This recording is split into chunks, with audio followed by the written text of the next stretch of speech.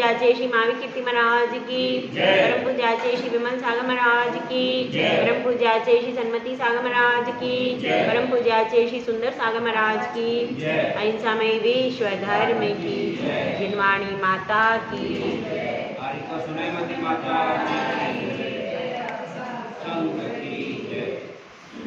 दो व्रतों के बारे में व्याख्यान हो चुका था और अब सत्यानुव्रत के कितने अतिचार हैं उस विषय को आचार्य परमेश बता रहे हैं। जगह जगह लिखा रहता है सत्यमेव जयते। कहाँ लिखा रहता है? कहाँ लिखा है बताओ? आप भी भारत देश में रहते हैं। जो अशोक चक्र बना है, सिंह है, वहां पर लिखा रहता है सत्यमेव जयते। न्यायालय में भी लिखा रहता है। इसका अर्थ क्या है? सत्य की जीत होती है। भले ही अभी हमें सामने दिख रहा है कि सामने वाला जीत रहा है, वह झूठ भी बोल रहा है, चोरी भी कर रहा है, व्यसन भी कर रहा है, सब कुछ कर रहा है, लेकिन उसके बाद भी जीतता चला जा रहा है। सब जगह उसकी प्रशंसा। तो क्या सोचते हैं लोग? भाई सच नहीं बोल सकते, सच बोलने का जमाना नहीं रहा, ऐसा कहते हैं। लेकिन सच बोलने का जमाना आज भी है। लोक व्यवहार अलग चीज है और सच अलग चीज है। लोक व्यवहार के हिसाब से व्यवहार करना असत्य नहीं है, क्योंकि देखिए यहाँ पर लौकी बहुत अच्छे से खाई जाती है, लेकिन दक्षिण में लौकी को गाय भैंस खाती है, वहां पर लौकी नहीं खाई जाती। अब ऐसे ही आरा है, कहाँ पर? बिहार में।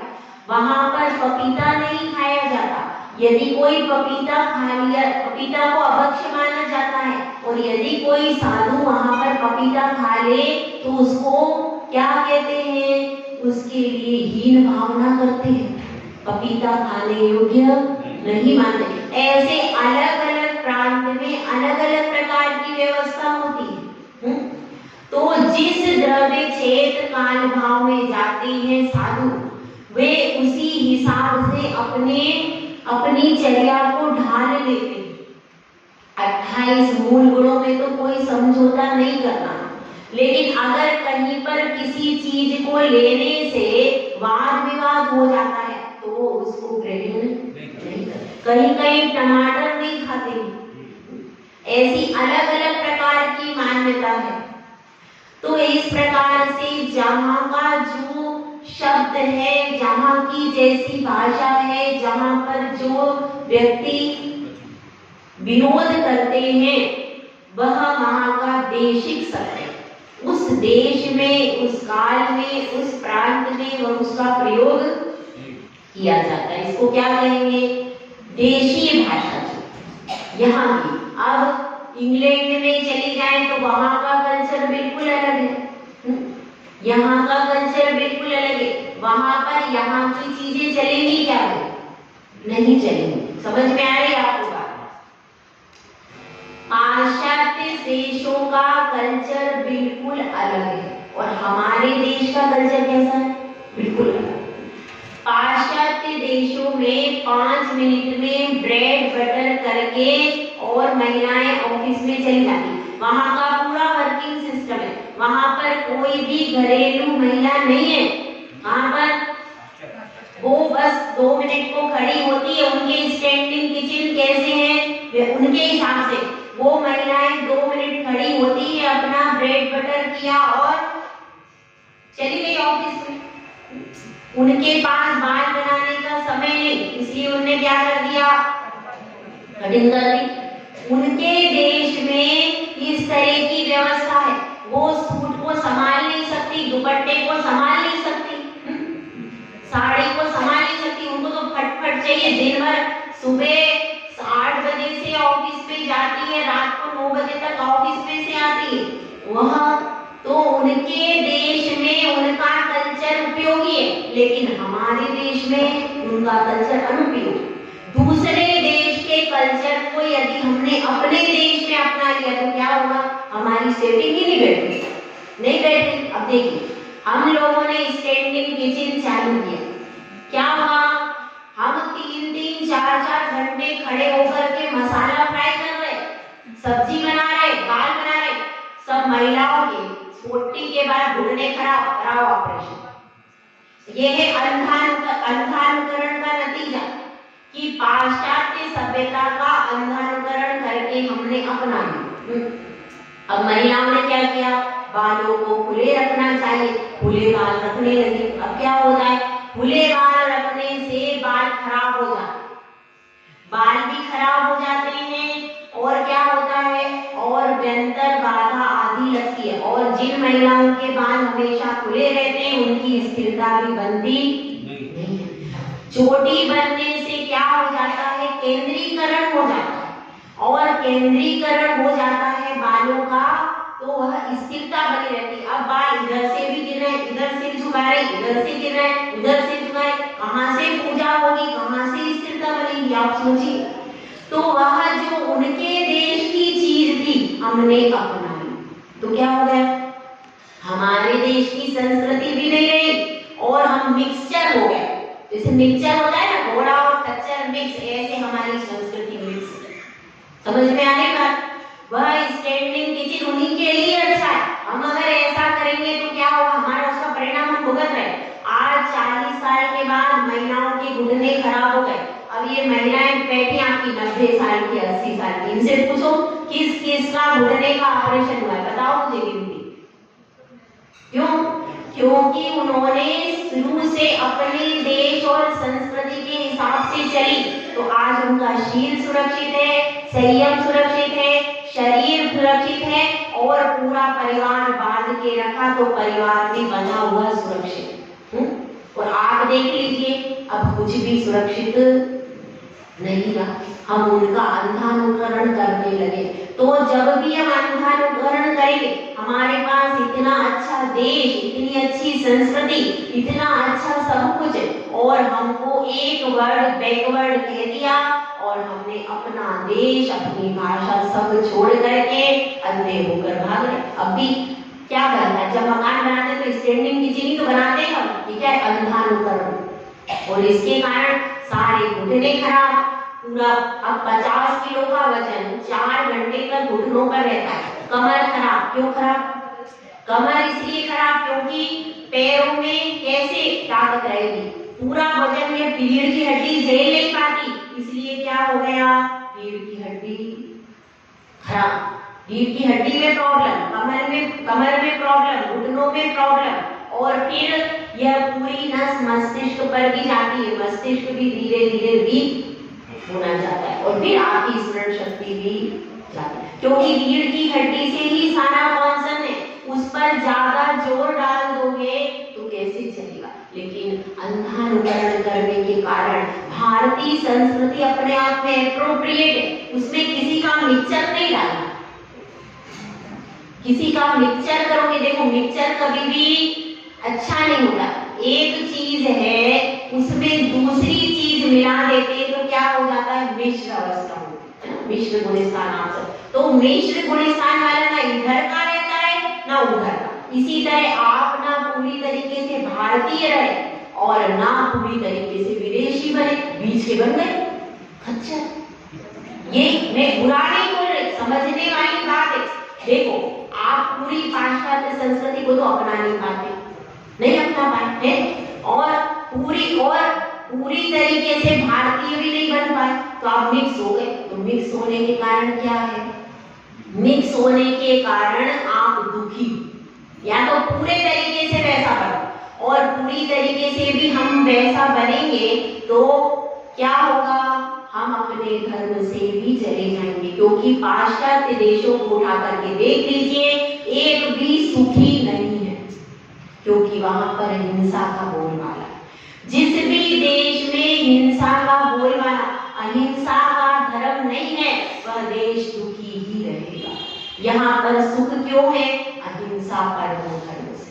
तो हमको यह समझना है कि हमारा अपना जो है, हमारे लिए इस देश की संस्कृति भी क्या है, धरोहर है, और यह जिनकुल भी हमें गिफ्ट में मिला।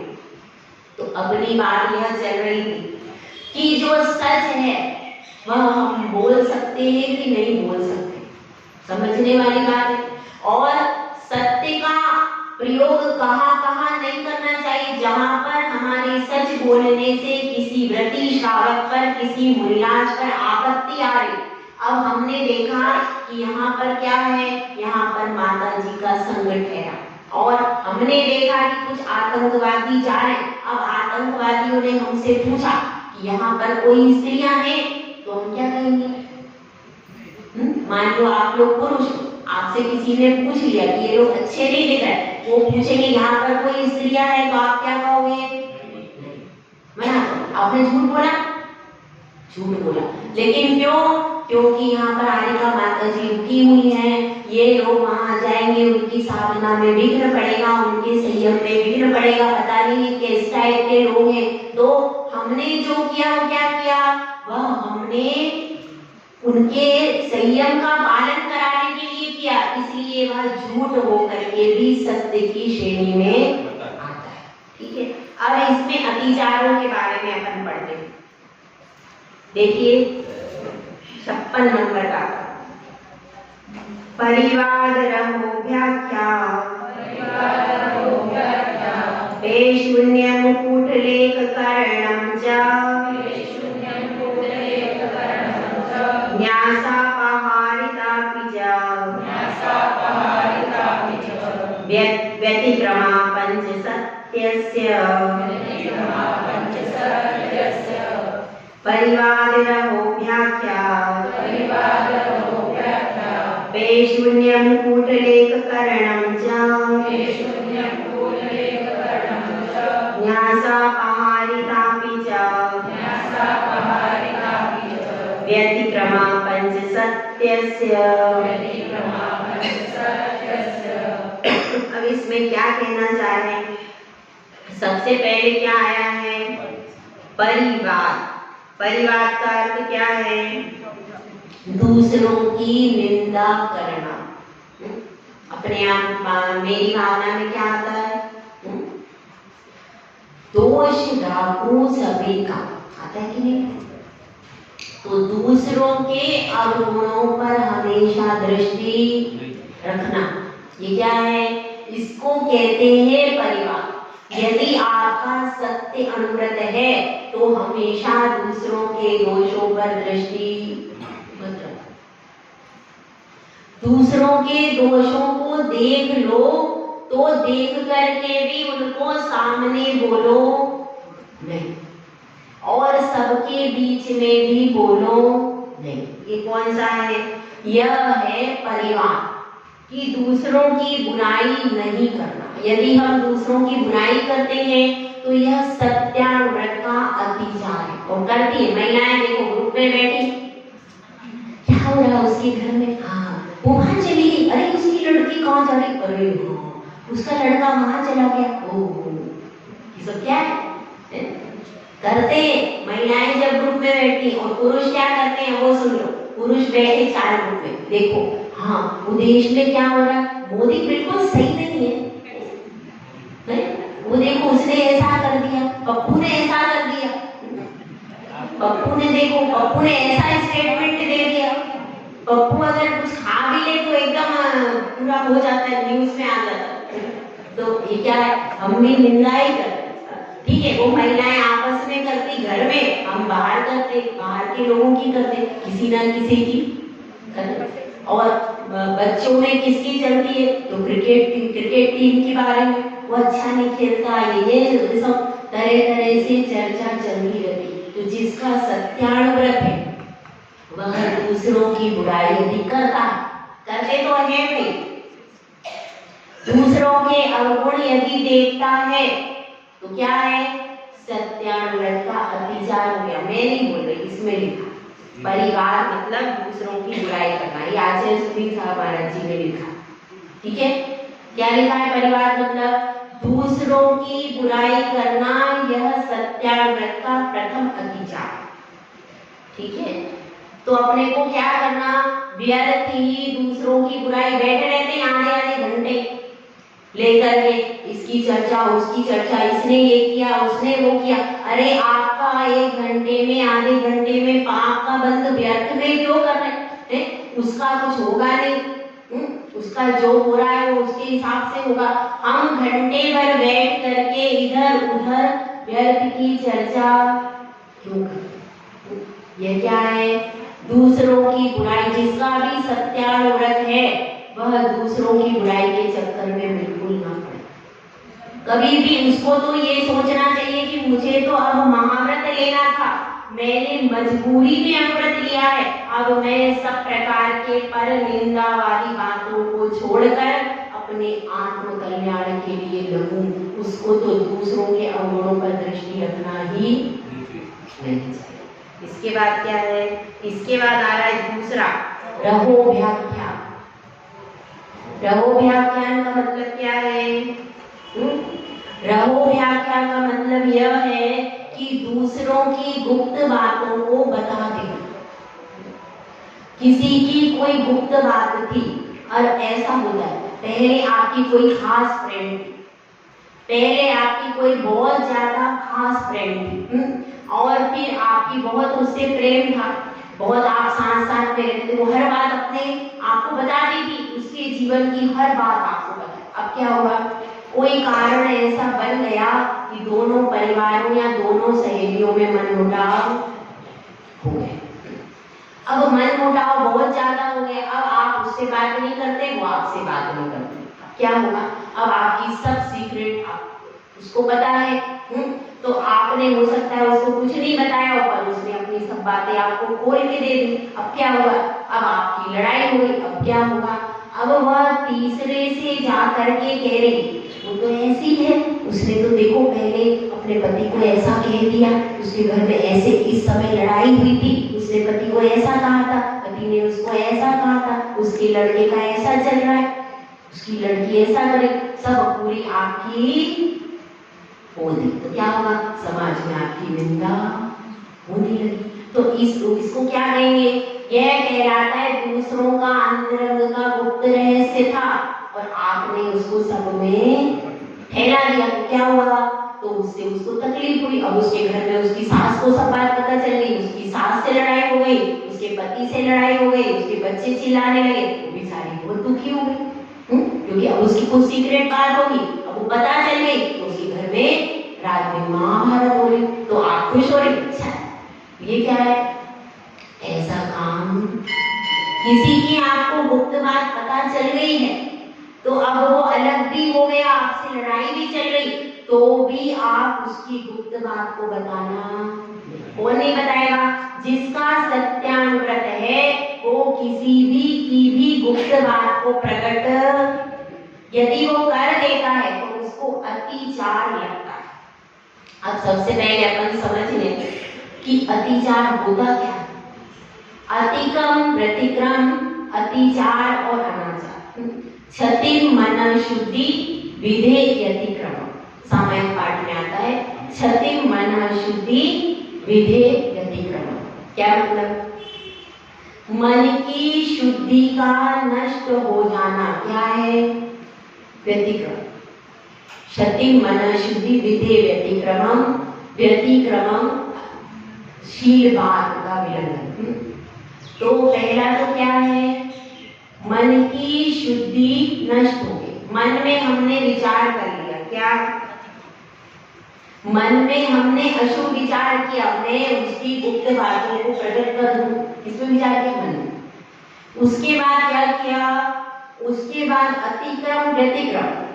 व्यतिक्रम में क्या होता है? शील की बाढ़ का उल्लंघन कर देना।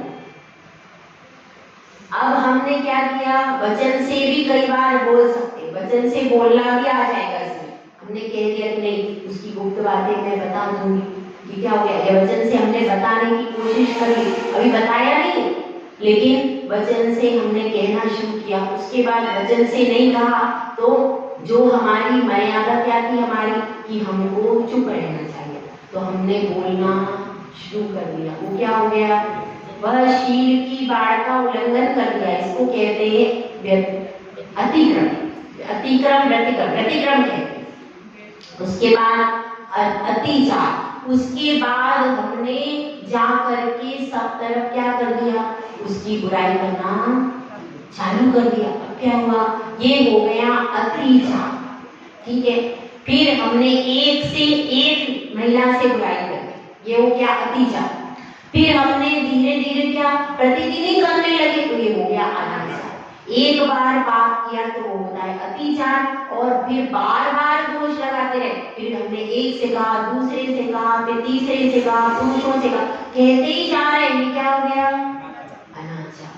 तो इस तरह से अपने को बहुत समझ सूझ बूझ के कार्य करना है। सत्यानुव्रत को भी निभाना सरल नहीं, ठीक है। तो ऐसा काम हमको नहीं करना। उसके बाद क्या है, पेशून्य। पेशून्य का अर्थ अतिक्रम व्यतिक्रम अतिचार लिख लिया, दूसरे वाले की शील की बात का उल्लंघन करना। और अतिचार, अतिक्रम का बता दिया, मन की शुद्धि का नष्ट होना। व्यतिक्रम का शील की बात का उल्लंघन करना। अतिचार का एक बार प्रवृत्ति कर, एक बार विषय सेवन की प्रवृत्ति। अतिचार का और बार बार विषय सेवन की प्रवृत्ति हो जाएगी अनाचार। अब इसको थोड़ा सा और देख लेते हैं अतिक्रम व्यतिक्रम को।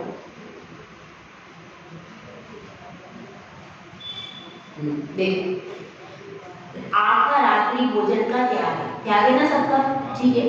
अब रात्रि भोजन का त्याग था और अब हमको बहुत तेज प्यास लग रही, मन में विचार है हमको, देखो बहुत तेज प्यास लग रही है, काश पानी मिल जाए तो हम पी लें, ऐसी भावना। अब रात्रि में आपका चारों प्रकार क्या पानी का त्याग है, ठीक है ना, लेकिन मन में क्या आ गया, अब पानी मिल जाए तो हम पी लें, ऐसी भावना आ गई। उसके बाद क्या हुआ, ये क्या हो गया, ये हो गया अतिक्रम, मन में आया भाव पीने, ठीक है। उसके बाद व्यतिक्रम, उसके बाद हमने क्या किया, जहाँ चौका था, जहाँ हमारा रसोई था, वहां तक पहुंच गए, अभी पानी पिया नहीं, वह जहाँ पर घड़ा रखा है पानी का, वहां तक पहुंच गए, ये क्या हो गया, शील की बाढ़ का उल्लंघन कर दिया। उसके बाद क्या किया, उसके बाद हमने एक गिलास पानी पी लिया, ठीक है। अब ऐसा हम रोज करने लगे, रोज रात्रि में जा करके पानी पी लेना, तो क्या हुआ, एक बार किया तो क्या हो गया अतिचार, लेकिन फिर रोज चालू हो गया भाई। अब तो एक बार पी लिया तो क्या लोग भी कहते, अरे एक बार तो तुमने कल तो पी लिया था, आज भी पी लो, चालू हो जाता है। ऐसा लोग करते हैं, एक बार तुमने खा लिया ना कल तो क्या है, फिर बार फिर खाना भी चालू हो गया पीना, फिर हमारा नियम पूरा टूट, ये क्या हो गया, ये अनाचार हो गया। बार बार हमारे लिए कार्य करना शुरू कर दिया, नियम को तोड़ दिया। तो अब इसमें क्या बता रहे हैं, इसमें यही बता रहे हैं, प्रत्येक कार्य को करने पर यह 4 प्रकार के दोष लगते हैं। यह 4 प्रकार के दोषों को बचना चाहिए। जब हम 4 प्रकार के इन दोषों से बचते हैं, तभी हमारा नियम पूर्ण रूप से फलता है। तो अब क्या कह दिया, किसी की भी रहस्य की बात को प्रकट नहीं करना, और पेशून्य मतलब चुगली करना, इधर की उधर, उधर की इधर। ऐसा भी करते कि नहीं, तो करते। इधर की बात क्या करे, इधर की इससे सुन ली, उधर की उससे सुन ली, और जाकर के तीसरे के कान भर दिए, आपस में दुबड़ दिया। दोनों सहेलियां थी पक्की, या 2 मित्र थे। अब एक मित्र ने दूसरे मित्र के पास जाकर के सोच रहा था तीसरे के बारे में कुछ कह दिया, तीसरे से झगड़ा। अब इस बारे में एक कहानी आती, तो कहानी सुना देते, पंचतंत्र की कहानी। उसमें क्या था कि 2 मित्र थे, एक बैल था और एक शेर था, दोनों में बड़ी मित्रता थी, दोनों बहुत अच्छे से रहते थे। उन दोनों का प्रेम देख देख करके एक सियार था, लोमड़ी जलती है। ऐसा होता है, जब 2 बहुत प्रेम से रहते ना, तो कहते अधिक मिठाई में कीड़े पड़ जाते, इसी कहावत। तो अब उनकी प्रेम उनको तीसरे को कोई मतलब नहीं, तीसरे का कोई कॉन्सर्न नहीं, देखा नहीं जाता। दोनों प्रेम से क्यों रहते भाई? इनमें झगड़ा ही नहीं होता, इनमें झगड़ा। अब कोई पति पत्नी प्रेम से रहे तो सामने वाले देखते इनमें झगड़ा ही नहीं होता, उनको परेशान। तो ऐसे ही वह एक लोमड़ी जलती रहती थी, इन दोनों का कितना प्रेम है, दोनों बड़े प्रेम से रहते हैं, बैल है और शेर है, क्यों रहते हैं प्रेम से? उसको सहन नहीं होता। तो अब उसने क्या किया, एक दिन शेर के पास गई और शेर से कहा कि अरे महाराज, आपको तो पता नहीं है, जंगल का राजा दूसरा बनना चाहता है। उसने कहा कौन बनना चाहता है जंगल का राजा? तो देखो वह बैल कितना मोटा हो रहा, वह जंगल का राजा बनना चाहता है। अच्छा, अब शेर की कान भर गया। अब बैल के पास गई, अब बैल को भी कह दिया, देखो शेर से दोस्ती तुम्हारी अच्छी नहीं, वह तो हिंसा करता है, मांस खाता है, और तुम तो शाकाहारी, वह मांसाहारी, वह तो तुम्हारे लिए कभी भी अच्छा नहीं है, वह तुम्हारे घात का ही विचार करता है, ऊपर से मीठा बोलता, अंदर से चालू हो। बैल को भी गुस्सा आ गया, मेरे सामने इतना प्रेम रखता है, बताओ, वह भी सीन निकाल ले लगा। और इधर शेर भी आ गया, उस पे झपट्टा मार के। क्या हुआ? दोनों का युद्ध हो गया। तो ये क्या हुआ? इसीलिए कभी इधर की बात उधर नहीं करना। जब इधर की बात उधर होती है तो फिर क्या होता है? लोगों में लड़ाई होती है, उनमें हिंसा होती है, और उस हिंसा का पाप किसको लगेगा? जो इधर की बात उधर कर देगा। इसलिए अगर आपको किसी ने कुछ कह दिया है या किसी का प्रेम है, कोई आपस में शांति से रह रहा है, तो क्या नहीं करना? उसका आपस में लड़ाई नहीं करवाना। यह भी इसका अतिचार है। और है कूट लेखकरण, झूठे दस्तावेज बना देना। ऐसा भी कई ऐसा किसी प्रकरण में आता है कि एक क्या हुआ, माता पिता मर गए, अब बहुत सारी जायदाद थी, अचानक मर गए, तो क्या करे? तो वह मरी हुई माँ थी ना, उसका अंगूठा लगवा। ऐसे भी लोग करते हैं। क्यों? अब क्या करें? अब प्रॉपर्टी कैसे मिलेगी? वो मरी हुई माँ को ला करके अंगूठा, ऐसे लोग करते। तो ऐसे भी लोग करते। अब ये क्या हुआ? ये हो गया झूठा दस्तावेज। तो झूठे दस्तावेज तैयार करके और दूसरों को धोखा नहीं देना। और दूसरों को धोखा देने जाओगे तो अपने आप को तो धोखा पहले ही हो जाएगा। तो अब यह बात चल रही है। इसके बाद क्या है? न्यासा पहारितापि। न्यासा पहार का अर्थ क्या है? दूसरों की धरोहर को हड़प लेना।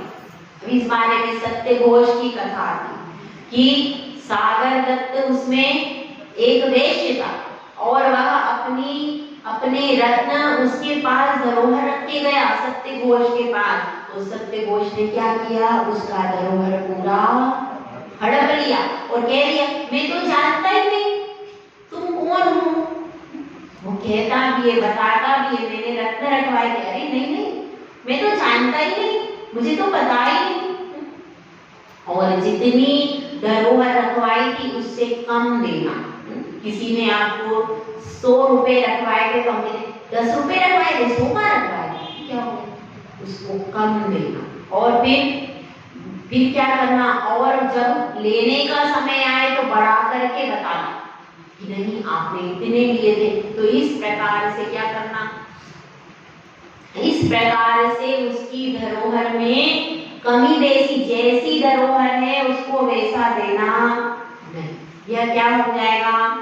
न्यासा पहार। और ये 5 होते हैं। क्या होते हैं? अतिक्रम होते हैं। 5 व्यतिक्रम होते हैं या अतिचार होते हैं।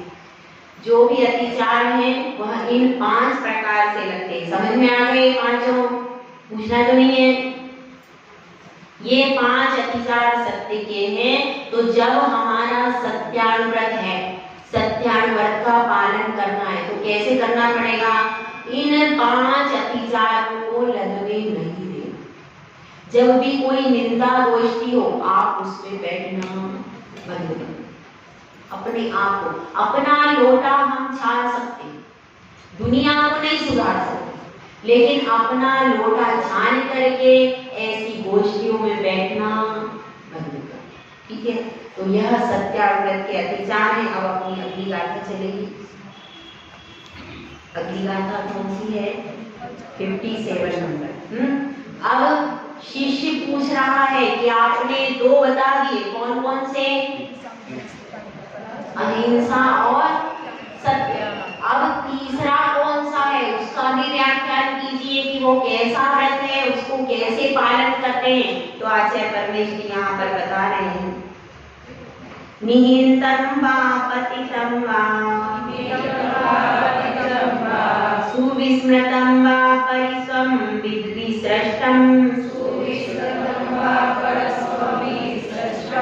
न हरति यन्न च दत्ते तदक्रश्चौर्यानुपारमणम् निहितं वा पतितं वा सुविस्मृतं वा परस्वं विसृष्टं न हरति यन्न च दत्ते तदक्रश्चौर्यानुपारमणम्। अब इसको समझते हैं हम। यहाँ पर पूरा चौर्याव्रत का स्वरूप बता दिया। बहुत अच्छा श्लोक है और यह आचार्य समंतभद्र स्वामी की विशेषता है कि उन्होंने एक एक श्लोक में पूरा का पूरा स्वरूप कह दिया। बहुत अच्छा इसमें बताया है। निहितम वा, निहित मतलब रखी हुई वस्तु। किसी ने कोई वस्तु कहीं रख दी तो फिर दूसरे की वस्तु हमको उठाना नहीं चाहिए। आप पूछो, पता करो किसकी है। अगर आपको लेनी भी है तो उसकी अनुमति जरूरी है। फिर पतितम वा। अब पतितम वा कैसे हो जाता है कि किसी का कोई सामान गिर गया और क्या हुआ, और वह गिरी हुई वस्तु भी उठाना नहीं है। यदि आप गिरी हुई भी उठा लेते हो तो क्या होता है? चोरी का दोष होता है। इस संबंध में एक छोटी सी कथा आती है कि दो पति पत्नी थे, दोनों को वैराग्य हो गया। दोनों ने कहा हमें दीक्षा लेने जाना है, दोनों जा रहे। अब क्या हुआ, आगे आगे कौन जा रहा था? आगे आगे पति जा रहा था और पीछे पीछे पत्नी जा रही थी। थोड़ा सा दोनों में डिफरेंस था। अब पति आगे चला तो उसने देखा अरे सोना पड़ा हुआ है। उसने उठा करके धूल डाल दी। अब पत्नी पीछे से आई और देखना कि इनकी नजरें बहुत तेज होती है और जब वो पति के साथ जाती तब तो बहुत ज्यादा तीखी निगाह से देखती, कहीं कहाँ देख रहे, क्या कर रहे। उन्हें बड़े ध्यान से देखा, देखो अरे क्या तुम मिट्टी पर मिट्टी क्यों डाल रहे? मिट्टी पर क्या डाल रहे? मिट्टी। ये किसकी दृष्टि है? मतलब दोनों दीक्षा लेने जा रहे तो उनकी दृष्टि भी क्या है कि ये तो मिट्टी है। सोना भी मिट्टी से निकला है, वो भी मिट्टी है और धूल भी मिट्टी है। तो ऐसे दोनों वैराग्य परिणाम। तो क्या है, कोई वस्तु यदि गिरी भी हो, सोने की हो, चांदी की हो, हीरे की हो, तो उठाना नहीं। लेकिन आपके कोई परिचित की वस्तु है और सामने वाला आपका मित्र है तो उठा ले। शत्रु है तो नहीं उठा। समझ लो, अगर आपके सामने देखो क्या क्या उदाहरण ले, मैं किस किस के नाम याद है देखना पड़ेगा। ठीक है, अब ये कौन है? अशोक मोदी जी जा रहे हैं और उनके आगे आगे कौन जा रही थी? संगीता जी जा रहे हैं। अब संगीता जी की चेन नीचे गिर गई। ठीक है, अब इनकी चेन नीचे गिर गई और संगीता जी को पता ही नहीं, वो आगे बढ़ गई। अब क्या हुआ? अब पीछे से मोदी जी आए। अब क्या करना पड़ेगा बताओ? मोदी जी चेन उठा लेंगे। क्यों? क्योंकि उनको पता है यह चेन हमारी संगीता जी की है। और फिर मोदी जी ने आकर के क्या कर दिया? उनको दे। ऐसे भी नहीं पहले बोलते अनाउंस करवाते, किसी की चेन गिर गई हो तो उसमें देख लेते कुंदा कैसा है और साइन क्या है, उसको बता करके फिर दी जाती। तो अगर उन्होंने उठा भी ली कि भाई हमारे सागर में बहन की है और उठा भी ली तो क्या हो गया, तो उसमें दोष। लेकिन उठाने के बाद अपने पास रखी, अपने पास नहीं रखते। आपको पता है आपकी फ्रेंड की कोई चीज गिर गई, आपने उठा के उसे दे दी, लेकिन आपने शत्रु की उठा ली तो क्या होगा बताओ। अगर आपने शत्रु की उठा ली तो क्या होगा, तो फिर वह शत्रु कहेगा इसने ही चुराई है और आप बहुत बुरी तरह फंस जाओगे। इसलिए शत्रु की मत उठाना। किसकी उठाना, जो आपका मित्र हो, जो शांत हो, जो समझदार हो, उसकी उठा लेना। शत्रु की अगर गिरी भी है तो गिरी रहने देना, उठाना नहीं तो आप फंस जाओ। ठीक है, तो क्या हो गया इसमें, अब क्या है, सुविस्मृतम। किसी ने कोई वस्तु रखी और भूल गए, कई दिन हो गए, कई समय बीत गया, अब उसने ध्यान ही नहीं दिया कि वो वस्तु है, तो आपने कहा वो तो भूल गया, उसको तो पता ही नहीं, अपन ले लो, तो नहीं ले सकते। उससे आप पूछ लो कि आपकी वस्तु रखी, अगर आपको चाहिए भी तो उससे बिना पूछे आप उस वस्तु को ले, भले ही उपयोग नहीं करता तो भी आप वस्तु को ले नहीं सकते। और क्या है, पर सम विसृष्टा, इसका मतलब क्या है, ना स्वयं लेता है ना पर को देता, दोनों चीजें भाई। ऐसा नहीं है कि भैया देखो मोदी जी आगे चले, इनकी चेन गिर गई, तो अब क्या होगा, अब उनको पता नहीं है किसकी चेन, पता नहीं है, लेकिन पड़ी हुई है, तो पीछे से उनकी श्रीमती जी आ रही, तो उन्होंने क्या कहा, देखो मेरा तो नियम है, मैं नहीं उठाऊंगा, तुम उठा लो, तो ऐसा नहीं, ऐसा भी नहीं कह सकते। अगर ऐसा भी नहीं कह सकते, आपको पता नहीं है, उसका आता पता नहीं है कि किसकी है, कौन सी है, क्या है, और उसको अगर अपन उठा लेते तो क्या होता है, बहुत स्थिति खराब होती है। ऐसा ही एक घटना आती है कि एक कोई क्या था, रत्न था या मणि था, और वह एक परिवार वालों ने उठा लिया। अब लड़की ने उठाया, बहन ने उठाया, तो उसके मन में ये भाव आया कि मैं भाई को मार दूं, है। फिर क्या हुआ, फिर उस बहन ने उसको अलग रख दिया, तो अब भाई ने उठा लिया, भाई के मन में परिणाम आए कि मैं माँ को मार दूं। अब उसने भाई ने भी छोड़ दिया, ये तो अच्छी नहीं। फिर माँ ने उठा लिया, तो माँ के मन में भी यही परिणाम आए। जो वस्तु ऐसी पड़ी है वो पता नहीं किस मांसाहारी व्यक्ति की हो, कैसे किन पैसों से उसका निर्माण हुआ, यदि आपने उसको उठाया तो हो सकता है आपके परिणाम खराब हो जाए, क्योंकि वस्तु की उत्पत्ति जहां से हुई है उसमें उसका प्रभाव छिपा हुआ रहता है। तो इसलिए कोई भी वस्तु उठानी नहीं है और दूसरे को भी नहीं देना। अगर के हमारा तो सत्यानुव्रत है, हमारे पीछे दूसरा व्यक्ति चल रहा है, तुम उठा लो, ऐसा भी कहना नहीं।